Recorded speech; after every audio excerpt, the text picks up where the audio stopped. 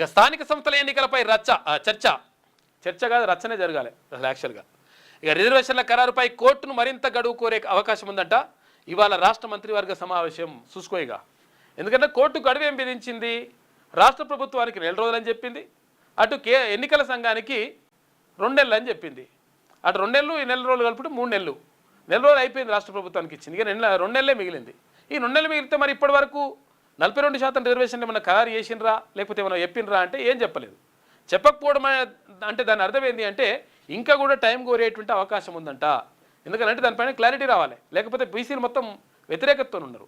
కాబట్టి మరి ఆ క్లారిటీ వచ్చేదాకా ఆపుతారా, మరి ఆపకుండా ఇప్పుడే మరి డిక్లేర్ చేస్తారా, డిక్లేర్ చేస్తే మరి 42% రిజర్వేషన్ అమలు చేస్తారా, చేయకపోతే అలా పని ఎట్లయితుంది, ఏం కథ అనే దానిపైనే ఇప్పుడు ప్రధానంగా చర్చ జరిగే అవకాశం ఉందంట.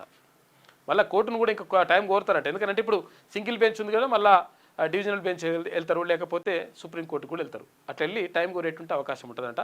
సరే టైం కోరు ఏమన్నా కానీ ఈ రిజర్వేషన్లు అయితే ఖరారు కావాల్సిన అవసరం 1000% ఉన్నది.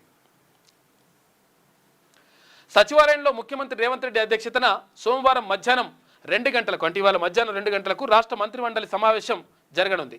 ఈ సందర్భంగా స్థానిక సంస్థల ఎన్నికల నిర్వహణ, బీసీలకు 42% రిజర్వేషన్ల అమలుపై చర్చించే అవకాశం ఉంది.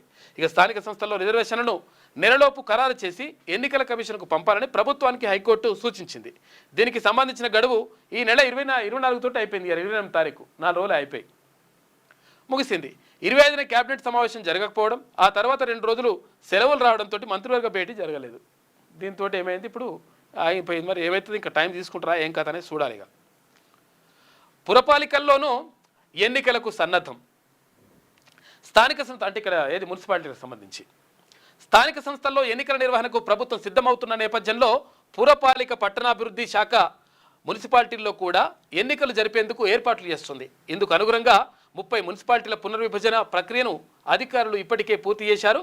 Telangana core urban region schedule ప్రాంతాల్లోని 2 మున్సిపాలిటీలు జిహెచ్ఎంసీ తర్వాత అందులో విలీనం చేసిన వాటికి మినహా మిగతా 120 పట్టణ స్థానిక సంస్థలకు ప్రభుత్వం ఎప్పుడు ఆదేశించినా ఎన్నికలు నిర్వహించేందుకు సిద్ధంగా ఉన్నారు. అయితే గ్రేటర్ హైదరాబాద్ మున్సిపల్ కార్పొరేషన్ మినహా అన్ని యుఎల్బీలకు గడువు పూర్తయిన సంగతి తెలిసిందే. అందరికీ అయిపోయింది, టైం అయిపోయింది. గ్రేటర్ హైదరాబాద్ తప్ప మిగతా అయిపోయింది. కాబట్టి ఎన్నికలు నిర్వహించాల్సినటువంటి అనివార్యత ఏర్పడ్డది. మరి ఇక్కడ పురపాలికల్లో వీళ్ళు కూడా రెడీగా ఉన్నారని చెప్తున్నారట మన అధికారులు. అయితే మరి ఏం చేస్తారో చూడాలి.